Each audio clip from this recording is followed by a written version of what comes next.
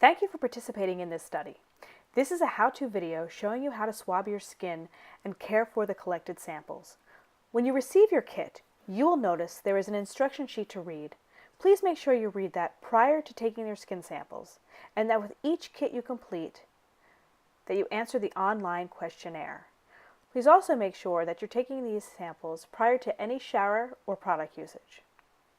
So besides the instruction sheet, there are 15 swabs and 3 individual bags labeled with the time points to be collected.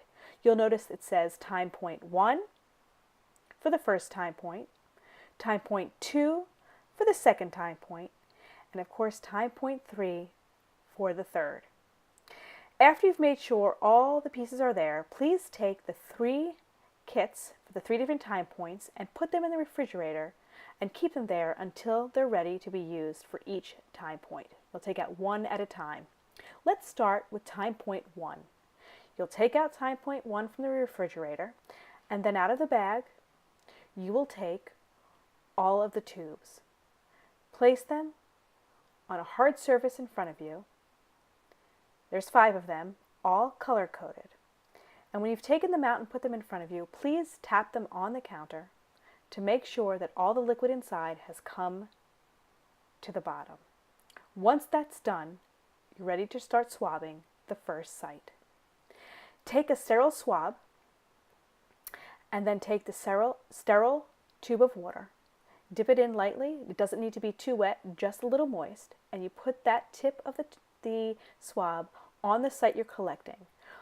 Start with the tip and roll it in a quarter-sized area around the site, particularly over a lesion. If you had lesions there, roll it around and make sure the tip of the swab all around and around the sides has been over the skin to collect as much as possible. Then take that swab and put it in the buffer tube and move that swab around in a circle around the bottom of the buffer tube, making sure you're squeezing against the side, pushing with your hands to get off as much liquid as possible. That is the goal, to get off as much liquid as possible from the swab into the tube.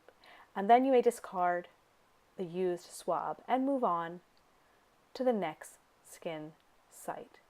Again, you follow the same process by dipping it in the water quickly and then moving to the next site in a quarter-size fashion.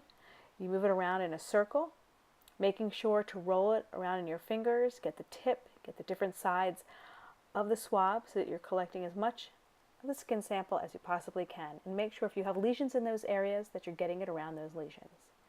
Then, after you've done that for about 20 or 30 seconds, you take that skin swab and again open up the buffer tube that is color-coded and labeled for that particular site.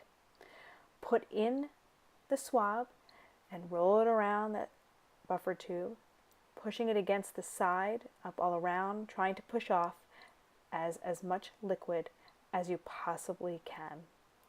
And once that's done, again, you may remove that swab and throw it away while you're moving on to the next swab. This process continues through all of their sites and through all of their kits. Once you're done, please take the completed tubes, put them back in the original little plastic bag that's labeled time point 1, or whatever relevant time point it is, close it, and put it into the freezer. You will leave it there until you've completed all 3 time points and be able to ship the time points back in the kit you received. Thank you.